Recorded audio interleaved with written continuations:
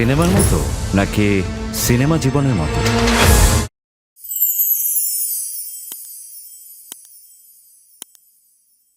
ছোট পর্দার অতি পরিচিত মুখ তানজিন তিশা। তিশার ফ্যান ফলোয়ারের সংখ্যাও খুব একটা কম নয়। অনেকের মতে তিশা সিনেমার নায়িকা হলেই ভালো করতেন। অনেকদিন ধরে সিনেমা করার ইচ্ছা পোষণ করলেও ব্যাটে বলে না মেলায় তিশাকে সিনেমায় পাওয়া যাচ্ছে না। তবে সিনেমা করার আগেই তিনি হয়ে গেলেন নায়িকা। কিন্তু কিভাবে? গল্পে দেখা যাবে 3টি ফ্লপ সিনেমার পর 4 নম্বর সিনেমাটি সুপারহিট, সঙ্গে ন্যাশনাল অ্যাওয়ার্ড। নায়িকা রূপা মির্জা হয়ে উঠবেন টক অফ দ্য শোবিজ। এই সাকসেস সেলিব্রেট করতে তিনি এক পার্টির আয়োজন করবেন। আলোকজ্জ্বল ওই পার্টিতে শূন্য থেকে শেখরে ওঠা রূপা মির্জার অন্ধকার অতীত সামনে চলে আসবে।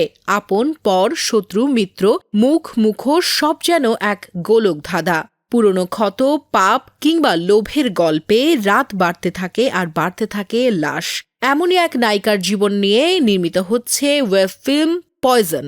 আর এর প্রধান চরিত্রে অভিনয় করছেন তানজিন তিশা, আর তাতে তার সহশিল্পী হিসেবে রয়েছেন আবু হুমায়রা তানভীর। মামুনুর রশিদ তানিমের রচনায় ও সঞ্জয় সমদ্দরের পরিচালনায় ওয়েব ফিল্মটিতে আরও অভিনয় করছেন টাইগার রবি, রৌনক রিপন, আব্দুল আল সেন্টু, একে আল সেতু সহ আরও অনেকেই।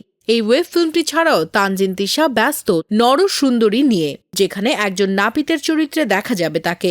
ঈদুল আজহায় মুক্তি পেতে যাচ্ছে নাটকটি।